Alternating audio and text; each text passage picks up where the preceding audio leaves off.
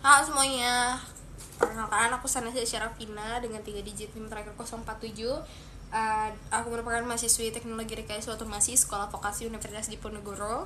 Kali ini aku ingin menjelaskan mengenai inverter gelombang, gelombang sinus. Pada video ini aku akan bertujuan ya untuk menjelaskan dari beberapa percobaan yang udah kami lakukan. Di antaranya ada percobaan menggunakan Arduino Mega dan juga ESP32S2 Loli atau Mini. Terus kita belajar juga mengenai rangkaian sinyal PWM tanpa LC filter dan sesudah menggunakan LC filter. Terus juga ada 10 percobaan variasi frekuensi PWM dengan masing-masing 10 kHz sampai 50 kHz. Terus juga ada sine wave-nya itu 50 Hz sampai ke 80 Hz sampai 100 Hz. Nah, duty cycle-nya juga dari 40% sampai ke 90%. Jadi di outline video ini juga aku akan menjelaskan dari pengenalan introduce dari Arduino-nya, terus juga ESP-nya, board-board yang kita gunakan, dan juga ada datasheet-nya termasuk ke dalam pinout-nya. Oke, kita masuk ke introduce-nya dulu. Ini ada Arduino Mega. Arduino Mega itu merupakan papan microcontroller yang dikembangkan oleh Arduino berbasis ATM Mega 2560. Arduino ini dirancang untuk aplikasi yang membutuhkan jumlah pin input output itu berupa sebanyak 54 ya, yang besar gitu. Memorinya juga lebih luas serta kemampuan pemrosesannya yang stabil. Nah, dibandingkan dengan Arduino Uno, Arduino Mega ini memiliki kapasitas yang lebih tinggi sehingga lebih fleksibel untuk proyek berskala menengah hingga besar. Itu bisa dilihat dari gambar sebelah kanan, itu ada board Arduino Meganya. Nah, Arduino Mega ini memiliki 54 pin digital input output, di mana 15 pin itu dapat digunakan sebagai output PWM, serta 16 pin input analog ini dengan resolusi 10 bit.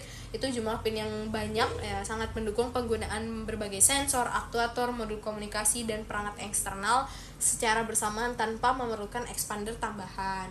Juga selain itu, Arduino Mega dilengkapi dengan 4 port komunikasi serial UART yang memungkinkan komunikasi dengan beberapa perangkat seperti GPS, modul Bluetooth, terus juga modul Wi-Fi dan PLC secara simultan.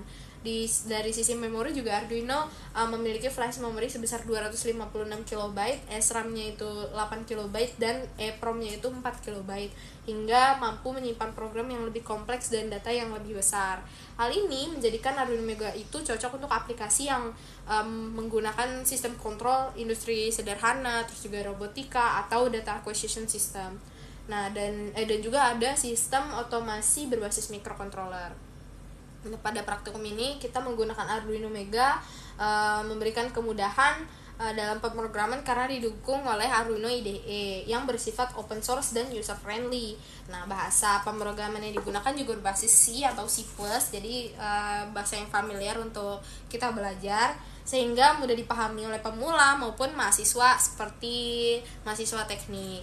Terus selain itu, banyak library juga yang tersedia dan mempercepat proses pengembangan dan pengujian sistem. Nah, pokoknya secara keseluruhan, si Arduino Mega ini merupakan platform microcontroller yang andal, yang fleksibel dan efisien untuk pembelajaran maupun implementasi sistem yang secara sederhana.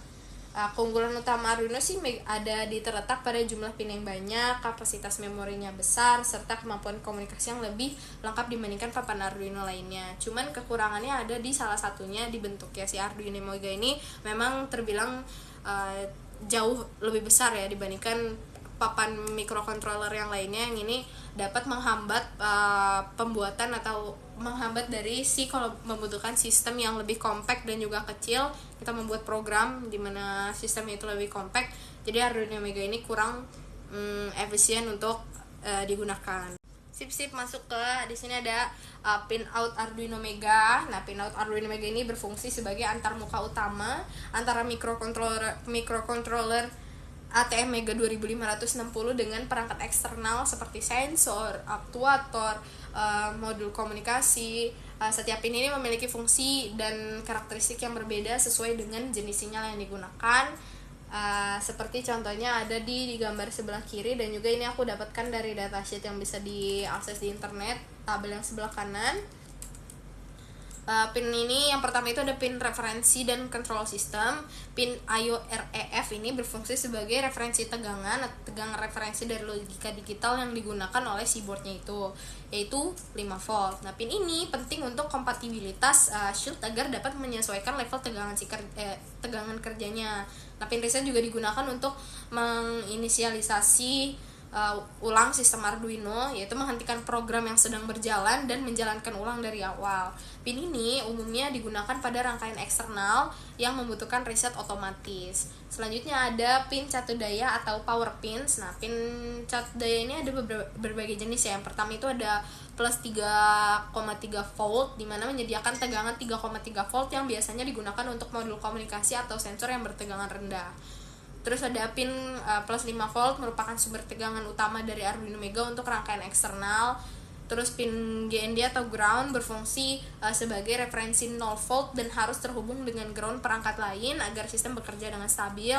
Lalu ada pin VIN itu digunakan sebagai input tegangan internal, biasanya 7-12 volt yang akan diregulasi oleh Arduino sebelum digunakan oleh sistem. Selanjutnya ada pin analog ya di sini. Pin A0 sampai A15 ya. A15 itu analog semua.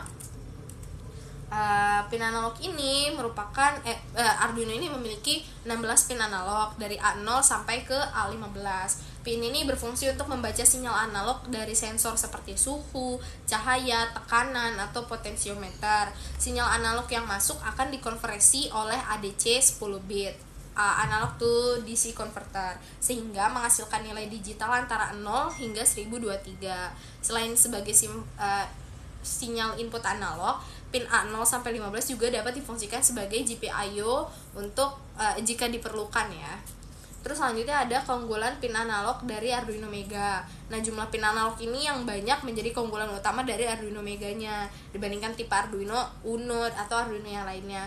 Hal ini memungkinkan pembacaan banyak sensor secara bersamaan tanpa perlu multiplexer tambahan, sehingga sangat cocok digunakan pada aplikasi data akuisisi, terus juga sistem monitoring multisensor dan otomasi industri sederhana. Lalu ada peran pin NC atau not connected. Ini tidak terhubung secara internal dan tidak digunakan dalam operasi sistem. Pin ini disediakan hanya sebagai bagian dari layout konektor dan tidak mempengaruhi kerja Arduino Mega. Selanjutnya, oke, masuk ke datasheet selanjutnya. Ini ada datasheet Arduino Mega pin digital, tabel 5.2 digital ya. Nah, pin digital ini pada Arduino Mega berfungsi sebagai jalur input dan output logika digital yang bekerja pada level tegangan high itu 5 volt dan low itu 0 volt. Nah, pin-pin ini digunakan untuk mengendalikan perangkat digital seperti LED, relay, motor driver, serta membaca sinyal dari tombol push button dan sensor digital. Ini ada di tabel sebelah kanan, bisa dibaca pin digital umum itu ada D2 sampai D13. Ini merupakan pin digital yang dapat dikonfigurasikan sebagai input maupun output jadi general melalui pemrograman di Arduino IDE. Nah, pin ini banyak digunakan dalam praktikum dasar seperti menyalakan LED, terus membaca tombol, counter, dan mengontrol aktuator sederhana. Beberapa pin ini memiliki fungsi tambahan seperti D13 itu terhubung langsung dengan LED internal pada board Arduino Mega, sehingga sering digunakan untuk pengujian awal program. Terus ada D10 sampai D13 juga mendukung fungsi PWM atau pulse width modulation yang digunakan untuk pengaturan kecepatan motor atau intensitas cahaya LED. Biasanya sih pakai untuk intensitas cahaya LED untuk praktikum-praktikum yang sederhana. Selanjutnya ada pin komunikasi I2C dan SPI. Pin D20 SDA dan D21 SCL berfungsi sebagai jalur komunikasi I2C yang memungkinkan Arduino Mega berkomunikasi dengan berbagai sensor dan modul menggunakan 2 jalur data saja. Selain itu, D50 sampai D53 ya, meskipun tidak ditampilkan pada tabel ini ya, itu digunakan untuk komunikasi SPI yang bekerja dengan kecepatan lebih tinggi dan umum digunakan pada modul SD card dan Ethernet. Selanjutnya ada pin referensi dan ground ya, atau pin AREF ya, analog reference. Ini digunakan sebagai tegangan referensi eksternal untuk ADC sehingga memungkinkan pembacaan analog yang lebih presisi pada rentang tegangan tertentu. Lalu ada pin ground atau GND berfungsi sebagai titik referensi 0 0 volt dan wajib dihubungkan dengan ground perangkat eksternal untuk menjaga kestabilan dari si sistem. Selanjutnya ada pin digital lanjutan dari D14 sampai D21. Nah, pin D14 hingga D21 itu merupakan pin digital tambahan yang memperluas kemampuan I/O Arduino Mega, berguna pada aplikasi yang membutuhkan banyak jalur kontrol digital secara bersamaan, seperti sistem kendali multi relay, panel indikator, dan otomasi berbasis microcontroller. Di pin D14 sampai D19 ini juga dapat digunakan sebagai jalur komunikasi serial tambahan atau UART, sehingga Arduino mampu berkomunikasi dengan lebih dari satu perangkat serial secara simultan. Selanjutnya ada keunggulan pin digital dari Arduino Mega. Itu jumlah pin digitalnya yang banyak, memberikan fleksibilitas tinggi dalam perancangan sistem. Penggunaan dapat menghubungkan berbagai sensor dan aktuator tanpa memerlukan rangkaian tambahan seperti multiplexer atau shift register, sehingga sistem menjadi lebih sederhana dan mudah dikembangkan. Oke, selanjutnya dari pinout, konfigurasi pinout dari si Arduino ini kita juga mendapatkan mechanical information dari si board Arduino Meganya. Nah, ini gambar sebelah kanan ini merupakan gambar mechanical information. Board outline menunjukkan dimensi fisik dan tata letak mekanik papan Arduino Mega 2560 Rev 3. Informasi ini sangat penting karena perancangan ini dapat menjadi informasi yang sangat krusial untuk perancangan casing, dudukan, panel kontrol maupun integrasi ke dalam sistem mekanik.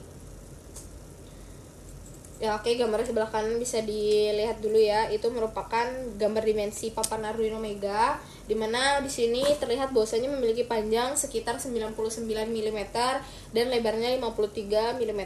Nah, dimensi ini menunjukkan bahwa Arduino Mega ini memiliki ukuran yang lumayan besar dibandingkan Arduino Uno, sejalan dengan jumlah pin dan juga komponen yang lebih banyak. Nah, ukuran papan ini memberikan ruang yang cukup untuk konektor IC serta jalur rangkaian tanpa mengorbankan kestabilan sistem. Selanjutnya ada jarak dan posisi lubang pemasangan. Nah, pada board terdapat beberapa lubang pemasangan mounting holes dengan diameter bervariasi sekitar 2 mm diameter dan juga diameter 3 mm. Nah, lubang-lubang ini digunakan untuk pemasang baut atau spacer sehingga papan dapat dipasang dengan kuat pada dudukan atau casing. Nah, jarak antar lubang dirancang agar sesuai dengan standar mekanik Arduino sehingga kompatibel dengan berbagai casing dan juga shield yang tersedia di pasaran.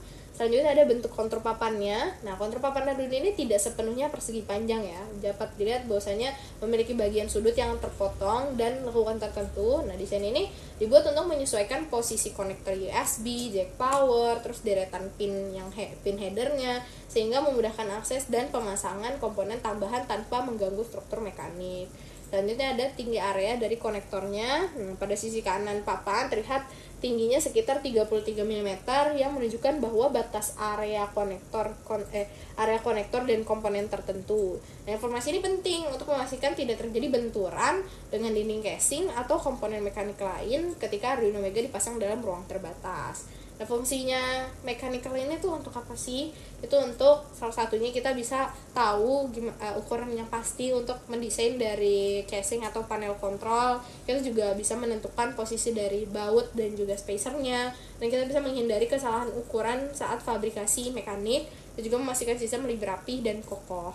Oke, selanjutnya kita bicara mengenai ESP32S2 Mini. Ini merupakan modul microcontroller berbasis ESP32 yang dikembangkan oleh Espressif System. Nah, board ini dirancang dalam ukuran kecil atau mini, namun memiliki kemampuan tinggi terutama untuk aplikasi IoT dan sistem embedded modern. Nah, fitur utama dari ESP32 Mini ini bisa dibekali dengan dibekali dengan prosesor Extensa LX7 single core 32 bit dengan kecepatan hingga 240 MHz. Nah, board ini memiliki dukungan Wi-Fi 2,4 GHz yang memungkinkan koneksi jaringan tanpa perangkat tambahan.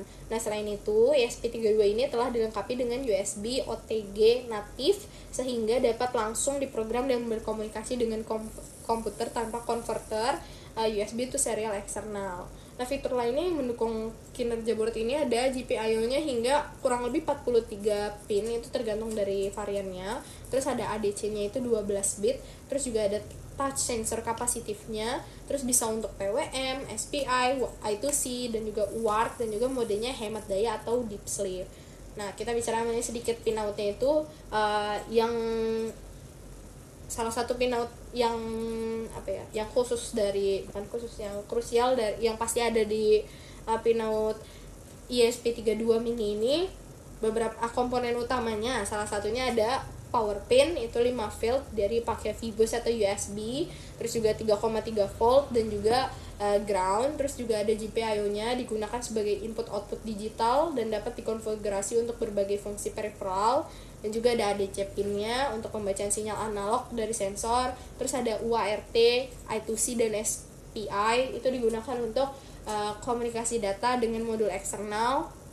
Lalu ada touch pin mendukung sensor sentuh kapasitif, lalu ada USB D+ dan D-min digunakan untuk komunikasi USB natif, dan konfigurasi pin ini pin ESP ini cukup fleksibel, membuat si ESP ini mudah diadaptasi untuk berbagai kebutuhan sistem tertanam atau embedded ya, sistem embedded.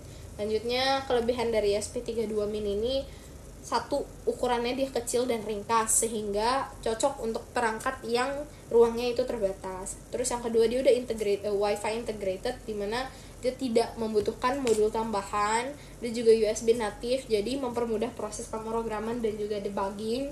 Juga performanya cukup tinggi dengan clock hingga 240 MHz. Lalu konsumsi dayanya rendah, mendukung aplikasi berbasis baterai. Sedangkan kekurangannya itu dia tidak mendukung Bluetooth, berbeda dengan ESP32 yang klasik.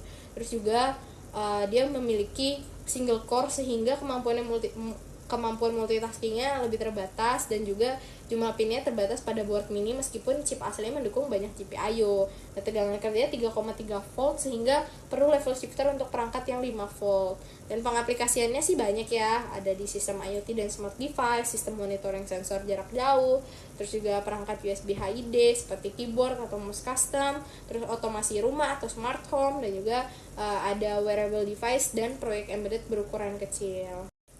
Oke, selanjutnya kita bicara mengenai konfigurasi pinout-nya ya, ini termasuk ke dalam datasheetnya di ESP32 mini ini. Kita lihat ada berapa ini? Banyak ya, 41 pin di gambar yang sebelah kiri juga. Nah, pin out dari ESP32S2 ini menunjukkan konfigurasi dan fungsi setiap kaki atau pin yang digunakan untuk komunikasi, catu daya, serta antarmuka sensor dan peripheral. Setiap pin pada ESP32 ini bersifat multiplexing, artinya satu pin dapat memiliki lebih dari satu fungsi tergantung pada konfigurasi perangkat. Kita langsung breakdown aja. Yang pertama itu ada pin power pin ya, catu daya. Itu pin 3,3 volt berfungsi sebagai sumber tegangan kerja utama dari ESP32S2 yaitu 3,3 volt. Nah, seluruh GPIO bekerja pada level logika ini sehingga perangkat eksternal harus kompatibel dengan tegangan 3,3 volt. Selanjutnya ada pin GND atau ground, berfungsi sebagai ground atau referensi 0 volt yang wajib dihubungkan dengan ground rangkaian eksternal agar sistem dapat bekerja dengan stabil. Selanjutnya ada pin IO 0 atau boot, juga berperan penting dalam proses pemrograman karena menentukan mode boot saat ESP32S2 itu dinyalakan. Selanjutnya ada pin GPIO umum. Nah, ini GPIO 0 sampai 21. Ini merupakan pin input output digital yang dapat dikonfigurasi sebagai input atau output. Nah, pin-pin ini mendukung berbagai fungsi tambahan seperti ADC atau analog to digital converter, dan juga untuk pembacaan sensor analog. Nah, ada juga touch sensor kapasitif yaitu touch 1 sampai touch 14. Nah, dan juga ada PWM untuk pengendalian kecepatan motor atau intensitas LED. Nah, keberadaan fitur ADC dan touch ini yang membuat ESP32 itu sangat fleksibel untuk aplikasi sensor dan antarmuka manusia. Selanjutnya ada pin RTC dan low power. Nah, beberapa pin ini memiliki label RTC_GPIO yang menandakan pin tersebut dapat tetap aktif saat ESP32 berada pada mode deep sleep. Pin ini sering digunakan pada aplikasi hemat energi seperti IoT berbasis baterai dan sensor jarak jauh. Selanjutnya ada pin komunikasi data. Nah, ESP32 ini mendukung berbagai protokol komunikasi, antara lain ada UART, TXD, dan RXD untuk komunikasi serial, ada I2C melalui konfigurasi GPIO tertentu, ada juga SPI dan FSPI, itu pada GPIO 33 khususnya sampai 37 untuk komunikasi berkecepatan tinggi dengan modul eksternal seperti flash atau display. Nah, selain itu pin USB D+ dan USB D- itu mendukung USB natif, memungkinkan ESP32S2 itu berfungsi sebagai perangkat USB atau HID, CDC atau MSC. Terus juga ada pin debug dan juga JTAG. Nah, itu pin MTCK, pin MTDI, MTDO, dan MTMS digunakan untuk keperluan JTAG debugging. Nah, pin ini memudahkan proses pengujian dan debugging firmware tingkat lanjut. Nah, terutama pada pengembangan sistem embedded profesional. Selanjutnya juga ada pin NC atau not connected. Itu tidak terhubung secara internal dan tidak digunakan dalam sistem. Namun pin ini tidak mempengaruhi kinerja ESP32 dan umumnya diabaikan dalam perancangan rangkaian. Nah, sebelum kita masuk ke percobaannya, kita kenalan dulu sama yang namanya modulasi sinyal wave. Nah, modulasi sinyal ini merupakan proses penumpangan sinyal informasi atau sinyal modulasi ke dalam sinyal pembawa atau carrier wave yang umumnya berbentuk seperti gelombang sinus berfrekuensi tinggi. Nah, proses ini dilakukan dengan cara mengubah salah satu parameter dari sinyal carrier seperti amplitudo, frekuensi, atau fasa sesuai dengan sinyal informasi yang akan dikirimkan. Prinsip kerja dari modulasi ini diawali dengan adanya dua sinyal. Yang pertama itu ada sinyal informasi atau message signal. Itu sinyal berfrekuensi rendah, misalnya suara atau data. Yang selanjutnya ada sinyal pembawa atau carrier wave. Itu berfrekuensi tinggi yang digunakan untuk pembawa informasi. Nah, pada proses modulasi, sinyal informasi ini akan mempengaruhi parameter tertentu dari sinyal pembawa. Itu ada modulasi amplitudo atau AM, amplitudo bergelombang pembawa diubah sesuai sinyal informasi, atau modulasi frekuensi atau FM, frekuensi gelombang pembawa diubah sesuai sinyal informasi, dan juga modulasi fasa atau PM. Nah, fasa gelombang pembawa ini diubah sesuai sinyal informasi. Sinyal termodulasi kemudian dikirimkan melalui media transmisi seperti udara, kabel, atau serat optik, di mana di sisi penerima sinyal tersebut akan mengalami proses demodulasi untuk mengambil kembali sinyal informasi lainnya. Fungsi dari modulasi sinyal itu ada beberapa ya, salah satunya untuk memungkinkan transmisi sinyal jarak jauh dengan efisien, juga mengurangi ukuran antena pemancar dengan penggunaan frekuensi yang tinggi, dan juga mencegah interferensi antar sinyal pada media transmisi. Itu memungkinkan kita juga untuk multiplexing, yaitu pengiriman beberapa sinyal secara bersamaan, dan juga meningkatkan kualitas dan keandalan komunikasi. Nah, kelebihan dari modulasi sinyal ini, yang pertama itu efisien untuk transmisi jarak jauh, terus juga dapat disesuaikan dengan karakteristik media transmisi, lalu mendukung komunikasi analog maupun digital, dan juga memungkinkan pengiriman banyak sinyal dalam satu kanal. Nah, kekurangannya yaitu satu, rangkaian pemancar dan penerima menjadi lebih kompleks, terus membutuhkan proses demodulasi yang presisi dan juga rentan terhadap noise, khususnya pada modulasi amplitudo. Nah, pengaplikasian modulasi sinyal di dunia nyata itu terbagi secara luas dalam berbagai bidang. Salah satunya ada di siaran radio AM dan FM, terus juga televisi analog dan digital, terus ada komunikasi seluler seperti QAM atau PSK, lalu ada jaringan WiFi dan Bluetooth, terus juga sistem radar dan navigasi dan komunikasi satelit, maupun sistem audio dan video digital, dan juga pengendalian motor dan inverter atau PWM sebagai bentuk modulasi gelombang. Oke, kita kenalan dulu sama yang namanya LC filter. LC filter merupakan rangkaian penyaring sinyal atau filter yang menggunakan yang tersusun dari L atau induktor dan juga C itu kapasitor. Nah, rangkaian ini digunakan untuk melewatkan atau meredam frekuensi tertentu pada sinyal listrik. Nah, baik pada sistem analog maupun sistem daya. LC filter banyak digunakan karena mampu bekerja pada frekuensi tinggi dengan efisiensi yang baik dan rugi daya yang relatif rendah. Prinsip kerjanya adalah dia tuh didasari oleh apa sih namanya? Didasari oleh sifat reaktansi induktor dan juga kapasitor terhadap frekuensi. Jika pada induktor itu dia memiliki reaktansi yang meningkat seiring naiknya frekuensi sehingga cenderung menghambat sinyal frekuensi tinggi. Kalau kapasitor itu memiliki reaktansi yang menurun seiring naiknya frekuensi sehingga dia dapat mudah melewatkan frekuensi yang tinggi dan menghambat frekuensi yang rendah. Nah, kombinasi kedua komponen itu membuat rangkaian yang beresonansi dengan frekuensi tertentu yang ditentukan oleh Fc sama dengan 1/2pi akar LC. Nah, pada frekuensi tertentu, rangkaian akan melewatkan sinyal yang ditentukan dan juga meredam sinyal yang tidak diinginkan atau noise dan harmonisa. Fungsi LC filter ini diantaranya ada yang satu, menyaring noise frekuensi tinggi, lalu menghaluskan tegangan ripple, meredam harmonisa, dan juga membentuk sinyal dengan spektrum frekuensi tertentu dan melindungi rangkaian dari gangguan elektromagnetik. Jenis-jenis LC filter itu ada 4. Yang pertama itu ada low pass LC filter, dia melewatkan frekuensi rendah dan meredam frekuensi tinggi. Lalu ada high pass LC filter, itu melewatkan frekuensi tinggi dan meredam frekuensi rendah. Terus ada band pass LC filter, dia meredam frekuensi rentang tertentu. Dan juga band stop atau notch LC filter, dia menolak frekuensi tertentu. Kelebihan LC filter itu yang pertama, rugi dayanya kecil karena dia tidak menggunakan transistor. Terus dia juga efisien untuk frekuensi yang tinggi dan juga mampu menangani arus dan daya yang besar, dan respon frekuensinya tajam atau sharp cut off, dan juga cocok untuk aplikasi RF dan sistem daya.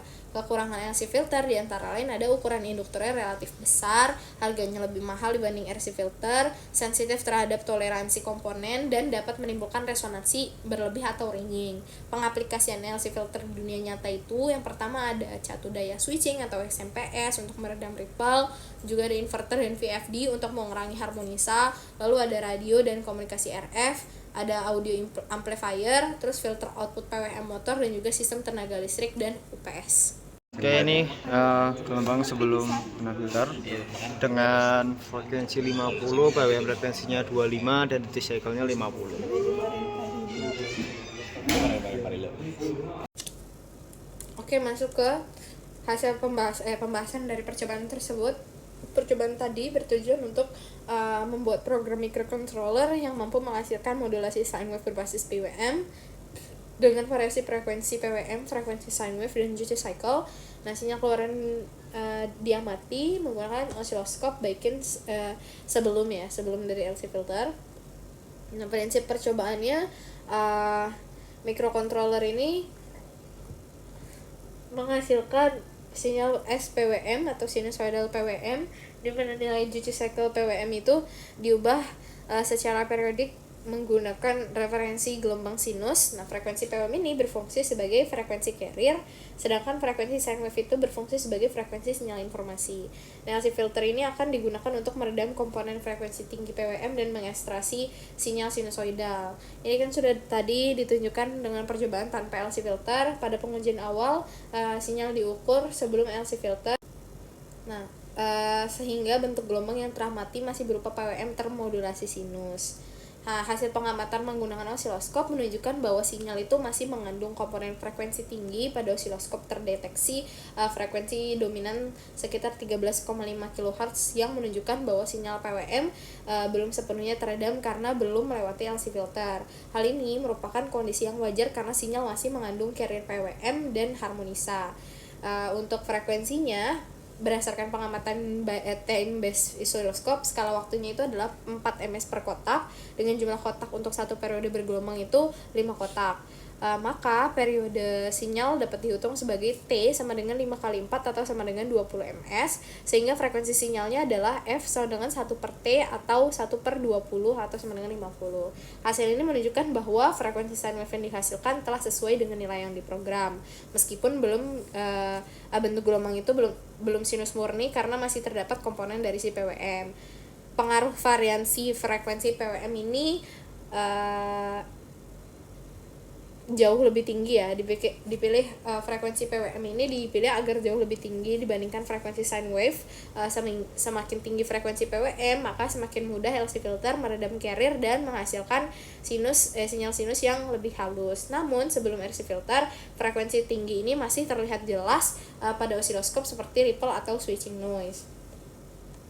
Nah, duty cycle itu PWM itu berubah mengikuti amplitudo referensi sinus. Saat duty cycle itu meningkat, amplitudo sinyal rata-rata juga meningkat. Dan sebaliknya, variasi duty cycle inilah yang membuat amplop sinus pada sinyal PWM tanpa LC filter. Perubahan duty cycle itu terlihat sebagai variasi lebar pulsa, bukan sebagai gelombang sinus murni. Ini percobaan di mana percobaan pertama dengan duty cycle 50 dan PWM frekuensinya itu 25 serta frekuensinya itu 50 seperti itu. Oke, selanjutnya ini ada percobaan ya mengimplementasikan modulasi sine wave menggunakan teknik PWM pada microcontroller setelah LC filter ya. Prinsip kerjanya itu microcontroller menghasilkan sinyal PWM dengan frekuensi carrier 25 kHz. Nah, sementara nilai duty cycle itu diubah secara periodik mengikuti fungsi sinus 50 Hz dengan duty cycle rata-rata sebesar 50%. Nah, sinyal PWM ini membentuk amplop sinusoidal LC filter berfungsi sebagai low pass filter yang melewatkan komponen frekuensi rendah atau sine wave 50 Hz dan meredam komponen frekuensi tinggi dari PWM. Hasil dari analisis menggunakan LC filter ada frekuensi PWM itu 25 dari setupnya 25 frekuensi PM itu 25 kHz, frekuensi sine wave itu 50 Hz dan juga duty cycle 50%. Setelah sinyal SPWM itu dilewati melalui LC filter, bentuk gelombang yang teramati pada osiloskop berubah secara signifikan. Komponen frekuensi tinggi dari PWM berhasil diredam sehingga sinyal keluaran menjadi lebih halus dan menyerupai gelombang sinus. Frekuensi sine wave ini dihasilkan tetap berada pada 50 Hz sesuai dengan referensi yang diprogram pada microcontroller, dan ripple tegangan menjadi jauh lebih kecil dibandingkan kondisi tanpa LC filter yang membuat membuktikan bahwa LC filter itu bekerja efektif sebagai low pass filter. Nah, perbandingan sebelum dan sesudahnya itu bentuk gelombang tanpa LC filter itu SPWM itu pulsa digitalnya bentuknya pulsa digital, sedangkan setelah LC filter itu mendekati sinus, dan juga kalau tanpa LC filter itu kandungan frekuensinya itu tinggi, sedangkan setelah LC filter itu dia rendah, dan juga kualitas sinyal itu kasar tanpa LC filter, sedangkan kalau pakai filter itu lebih halus dan juga stabil. Yang pertama. Itu satu aja tuh sih. Udah. Ya, gimana Udah. sih? Satu aja. Ojan Udah. aja. Iya. Stop dong. Katanya pervariasi.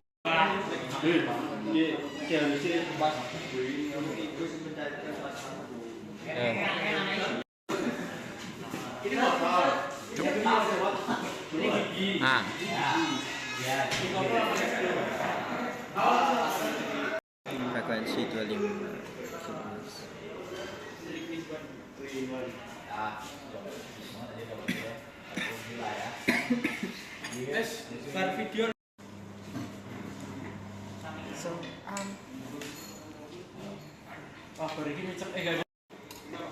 Itu rasanya mengisah.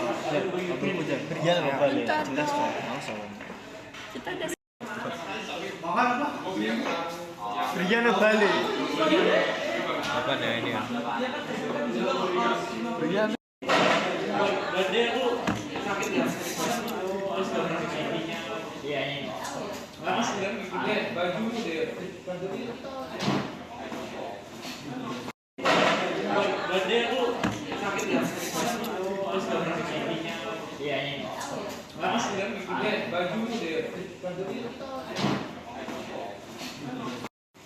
Kalau di slider diubah bisa berubah. Nggak berubah.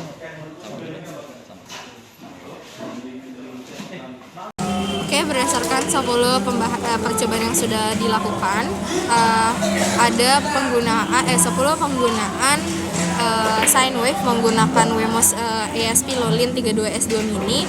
Nah, percobaan ini bertujuan untuk mengamati pengaruh variasi frekuensi PWM atau carrier, frekuensi sine wave, sinyal referensi, dan duty cycle terhadap karakteristik sinyal sinusoidal PWM atau SPPWM yang dihasilkan oleh Wemos Lolin 32S2 Mini tersebut. Nah, pengamatan ini dilakukan menggunakan osiloskop untuk melihat perubahan bentuk gelombang, amplitude, ripple, dan kestabilan sinyal. Pada percobaan pertama, di mana itu menggunakan PWM 10 kHz, sine wave itu 50 Hz, dan juga duty cycle 30%. Nah, pada frekuensi PWM rendah dan duty cycle-nya kecil, sinyal SPPWM itu memiliki amplitude yang rendah dengan ripple PWM yang masih cukup jelas. Meskipun bentuk sinus 50 Hz dapat dikenali periode 20 ms, kualitas gelombang belum optimal karena rasio antara frekuensi PWM dan sine wave masih kecil. Selanjutnya percobaan kedua itu PWM dengan 15 kHz, sine wave 50 Hz, duty cycle itu 80%. Nah, peningkatan frekuensi PWM ini menjadi 15 kHz menyebabkan ripple mulai berkurang. Nah, duty cycle yang tinggi menghasilkan tegangan rata-rata yang cukup besar, sehingga amplitude sinus meningkat. Namun, sinyal mulai menunjukkan kecenderungan ketidaksimetrian akibat duty cycle yang mendekati maksimum. Terus pada percobaan ketiga, di mana kita menggunakan PWM 20 kHz, sine wave 100 Hz, dan duty cycle itu 20%. Nah, pada kondisi ini frekuensi sine wave meningkat menjadi 100 Hz menjadi periode 10 ms. Dengan duty cycle rendah, sinyal memiliki amplitude kecil tetapi lebih halus. Karena frekuensi PWM itu cukup tinggi untuk membuat SPPWM yang lebih baik, nah ripple PWM relatif kecil dibandingkan variasi sebelumnya.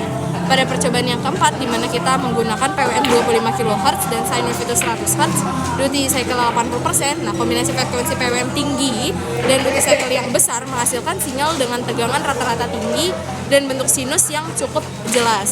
Nah, ripple PWM semakin kecil, namun terdapat potensi distorsi amplitude jika sinyal tidak melalui filter dengan baik.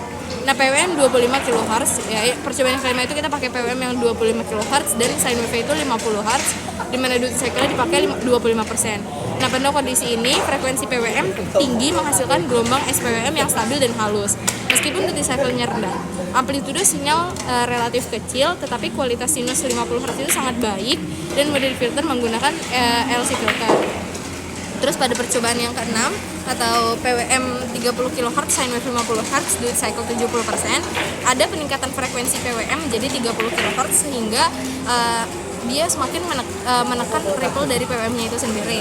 Nah, duty cycle 70% ini menghasilkan amplitude yang cukup besar dan relatif simetris. Nah, pada kondisi ini sinyal SPWM ini sudah mendekati sine wave ideal setelah filtering. Terus percobaan ketujuh ada PWM 40 kHz itu sine wave-nya 75 Hz dan duty cycle itu 30%. Nah, frekuensi sine wave ini menghasilkan periode sekitar 13,3 ms dengan frekuensi PWM itu 40 kHz dan duty cycle itu cukup rendah. Sinyal memiliki amplitude kecil namun sangat halus ya.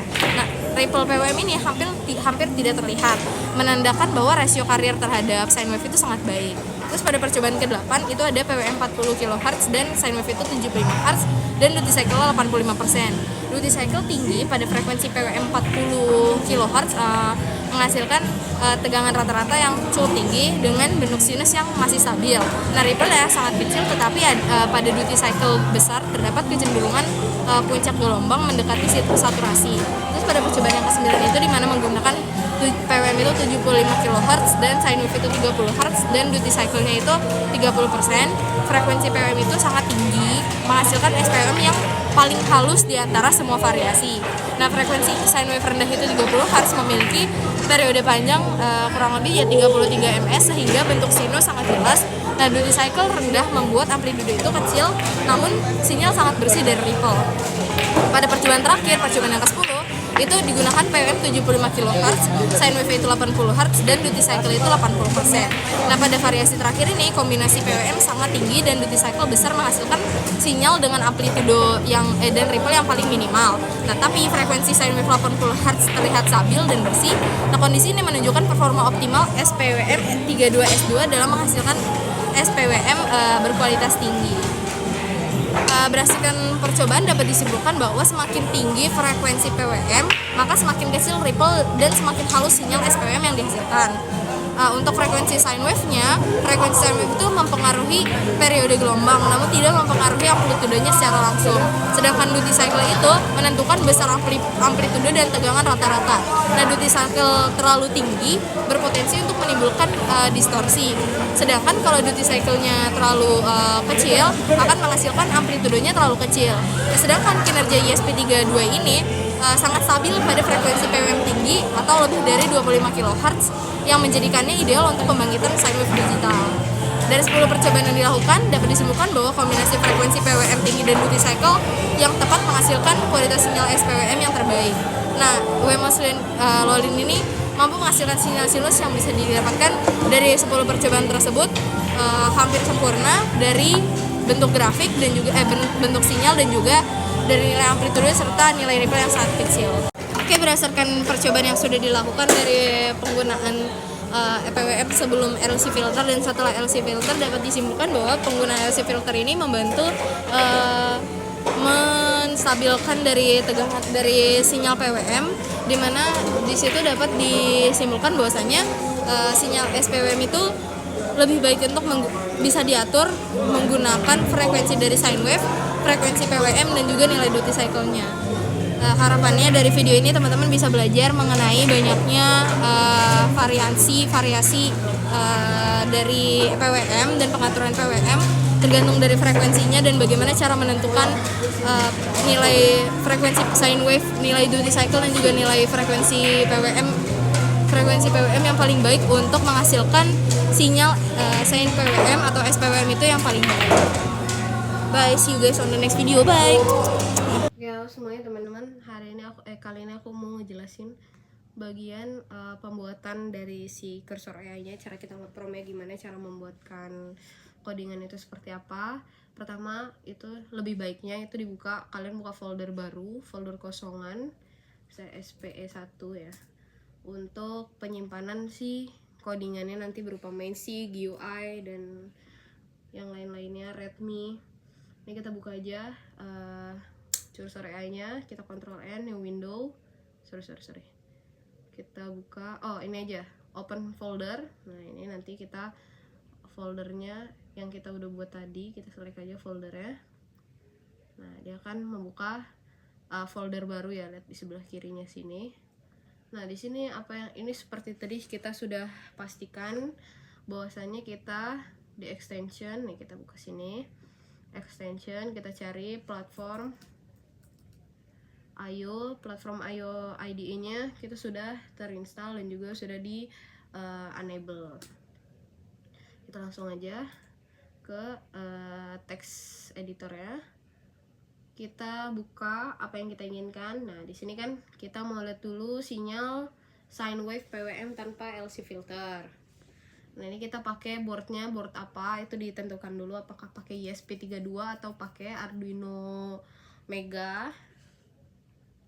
Nah, di sini kita tinggal prom aja di sini seperti yang kita inginkan ya. Di sini PWM frekuensi 25 kHz dan sebagainya.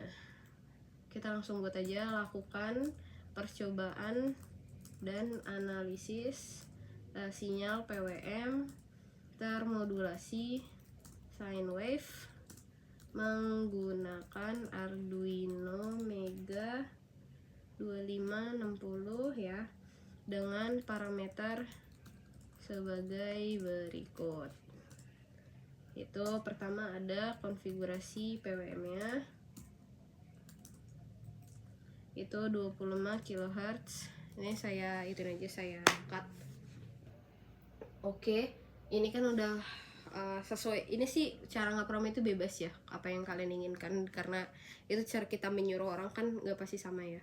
Sini yang pasti kita pakai PWM dengan frekuensinya 25 kHz, sine wave itu 50 Hz, terus juga harus termodulasi dengan osiloskop dan terdeteksi osiloskop 13,5 kHz karena belum sempurna terfilter, dan part MS ini salah satu variabel parameternya itu yang kemungkinan besar itu sama.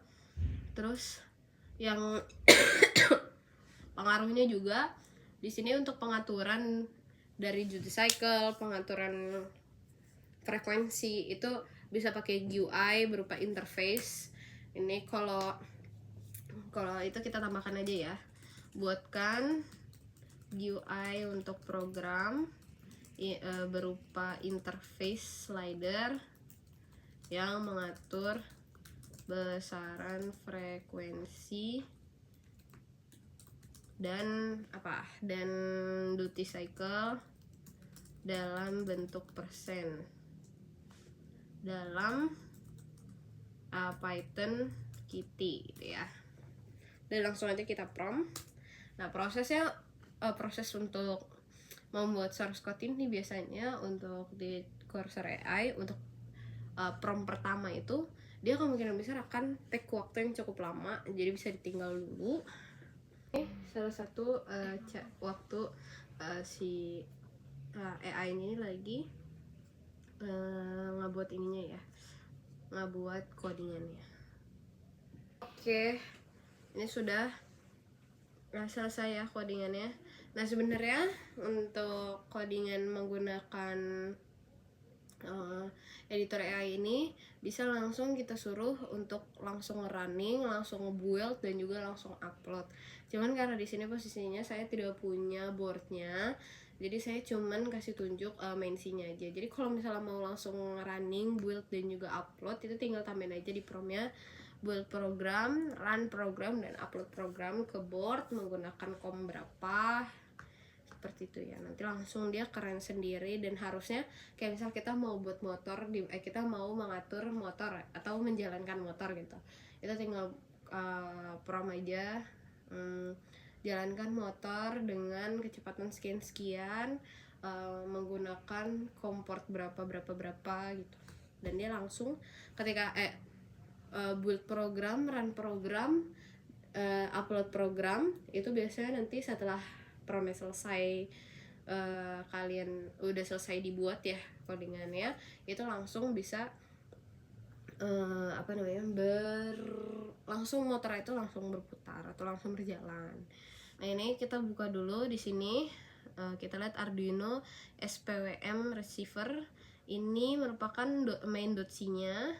Ini kita lihat ya codingannya, ada serial print in Arduino SPWM controller. Terus ini baru yang penugasan pertama ya, maksudnya kalau misalnya ini tergantung ya, untuk cara untuk nge-prompt itu kan sama, cuman apa yang di-prompt itu kan beda-beda tergantung dari bagaimana kalian menginginkannya. Mungkin kalau misalnya lebih detail lagi, kalau misalnya kalian lebih pengen yang attention to detailnya, dimana GUI-nya itu lebih menjelaskan ada pengaturan untuk besaran PWM ya, duty cycle-nya itu tampilkan besaran duty cycle pada grafik PWM, pada di pojok kiri atas grafik gitu. Buat grafiknya dalam bentuk kotak berapa sentimeter itu bisa saja. Cuman ini kita kasih gambaran secara general. Ini juga untuk GUI-nya dari Python, codingannya seperti ini ya, itu bisa dilihat masing-masing. Nah, kalau misalnya bagusnya dari pembuatan folder yang aku jelaskan tadi, di sini kalian tuh untuk masing-masing Arduino SPWM ini itu tuh untuk mencari, misal kan ada kemungkinan program itu tidak berjalan dengan sesuai yang kita inginkan, maksudnya belum 100% dengan output yang kita targetkan, maka misalnya kita bisa membuat program yang lain gitu. Jadi kita bisa tahu program yang ini outputnya seperti apa, program yang lain itu dalam folder yang berbeda itu akan seperti apa. Jadi tidak satu program akan kita layer kayak gitu. Jadi kita bisa tahu program yang paling optimal, yang paling mendekati dengan output yang kita inginkan, atau program yang paling kita sukai gitu, itu ada di folder yang mana, seperti itu ya.